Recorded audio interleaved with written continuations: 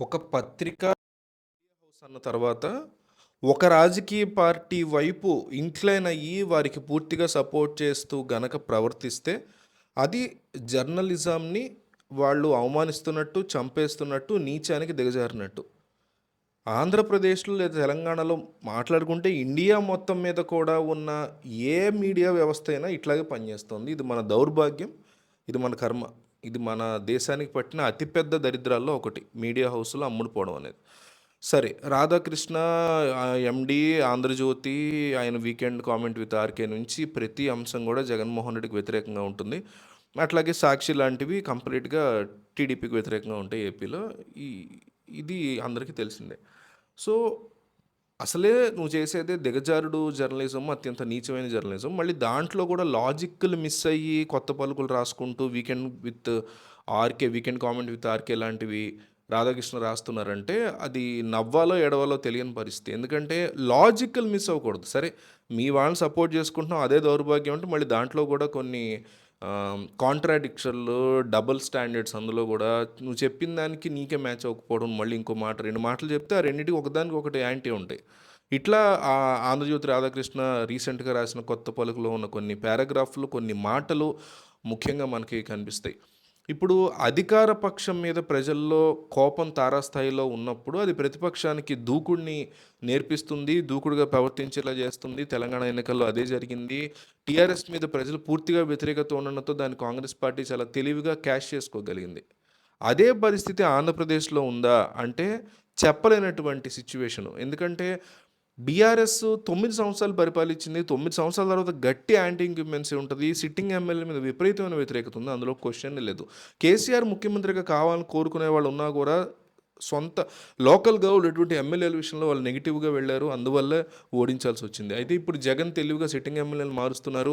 ప్రభుత్వం మీద అట్లాగని వ్యతిరేకత ఏమీ తొలగిపోదు. కానీ ఉంటుంది. ఎంతో కొంత తగ్గే పరిస్థితి ఉంటుంది. మన ఎమ్మెల్యే ఎదవ అని ఫీల్ అయ్యే వాళ్ళందరూ సరే మన ఎమ్మెల్యే ఎదవ అని తెలుసు కాబట్టి అవినీతి చేశాడని తెలుసు కాబట్టి జగన్ మార్చాడు కదా అనే ఒక కైండ్ ఆఫ్ ఫీలింగ్ లోకల్ పీపుల్‌కొస్తుంది. అట్లాగే గ్యారంటీ ఏం లేదు. కొంతమంది మార్చినంత మాత్రాన ఏముంది ఆడు చేసినయన్నీ మీరేమన్నా ఇప్పుడు బయట పెడతారా?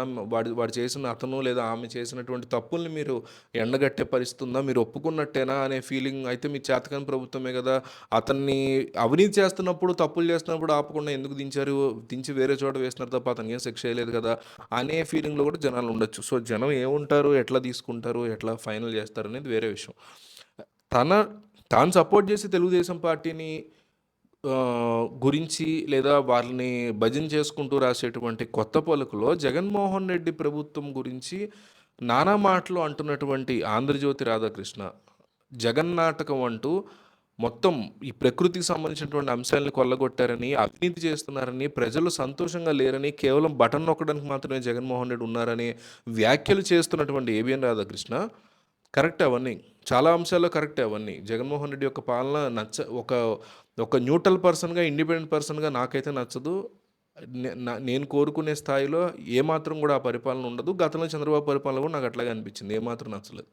సో, ఇవన్నీ పక్కన పెడితే ఆయన చెప్తున్నది నిజమే. కానీ అట్టడుగు స్థాయిలో ఉంది జగన్ ప్రభుత్వం యొక్క పరిపాలన. ప్రజలు ఎప్పుడు ఎలక్షన్ పెడితే అప్పుడు జగన్‌కి యాంటీగా ఓటేయడానికి సిద్ధంగా ఉన్నారు అంటున్న ఏబిఎన్ రాధాకృష్ణ రాసినటువంటి కొత్త పలుకులో ఆయన సమాధానం చెప్పాల్సిన అంశం ఏంటంటే, ఇంత దారుణంగా వైసీపీ యొక్క పరిపాలన, జగన్మోహన్ రెడ్డి యొక్క పరిపాలన ఉన్నప్పుడు, ప్రతిపక్షమైనటువంటి తెలుగుదేశం కావచ్చు, జనసేన కావచ్చు, ఇంకొకళ్ళు కావచ్చు, పొత్తు ఎందుకు పెట్టుకుంటున్నారు? ఎందుకు మీరు సపోర్ట్ చేస్తున్న, మీరు ఎప్పుడూ భజన చేసేటువంటి తెలుగుదేశం పార్టీ ఇంత దారుణంగా వైసీపీ ఉన్నప్పుడు ఎందుకు పొత్తు పెట్టుకుంది? ఆ పొత్తుని మీరెందుకు ఆపలేదు? మీకంటూ కొన్ని వాళ్ళతో ఈ కైండ్ ఆఫ్ లింక్స్ ఉన్నాయి కాబట్టే కదా! ఇన్ని సంవత్సరాల నుంచి వీరు తెలుగుదేశం పార్టీని ఆంధ్రజ్యోతి సపోర్ట్ చేస్తూ వస్తుంది. ఈనాడు సపోర్ట్ చేస్తుంది. సాక్షి జగన్ సపోర్ట్ చేస్తది. ఈ టీవీ9 జగన్ సపోర్ట్ చేస్తది. ఇట్లాంటి పరిస్థితులు ఉన్నప్పుడు మీరెందుకు ఏబిఎన్ రాధాకృష్ణగా మీకున్న బాధ్యతగా పొత్తు పెట్టుకోవద్దు అనేటువంటి అంశాన్ని ఆల్రెడీ జగన్ అత్యంత నీచంగా ఓడిపోయే పరిస్థితి ఉందని మీరు రాసినప్పుడు,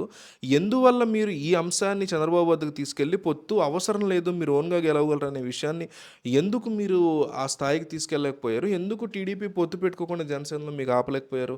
సో, మీరు చెప్పే మాటలు ఇట్లా ఉంటాయి గానీ, బ్యాక్ ఎండ్‌లో జరిగే పరిస్థితి వేరేలా ఉంది. మీరు చెప్తున్నంత వీక్‌గా జగన్మోహన్ రెడ్డి లేరు. అది తథ్యం. అందులో ఎటువంటి ప్రశ్న లేదు. అందుకని ఎటువంటి రిస్క్ తీసుకునే ధైర్యం మీకు మీరు సపోర్ట్ చేసే పార్టీ అధ్యక్షుడికి సరిపోక, అట్లాగే పవన్ కళ్యాణ్‌కి లేక వీళ్ళందరూ కలిసి పొత్తు పెట్టిన జగన్ మీద ముందుకెళ్తున్నారనేది మీ అంతటా మీరే ఒప్పుకున్నటువంటి నిజం. సో, మీరు చెప్పండి ఈ విషయంలో మీరు ఎవరిని సపోర్ట్ చేస్తారు? ఆర్‌కేని సపోర్ట్ చేస్తారంటే ఆర్‌కే అని కామెంట్ చేయండి. జగన్ లేదా వైసీపీని కామెంట్ చేస్తారంటే వైసీపీ అని కామెంట్ చేయండి. ఎవరైతే వైసీపీ అని కామెంట్ చేస్తారో, ఎవరైతే ఆర్‌కే అని కామెంట్ చేస్తారో, వాళ్ళు సరిగ్గా ఈ వీడియోని గానీ, లేకపోతే యూట్యూబ్‌లో సరిగ్గా యాక్టివ్‌గా ఉంటున్నట్టు. కాబట్టి కంపల్సరీ మీరు కామెంట్ చేయండి. వీడియో చూసి వెళ్ళిపోకండి.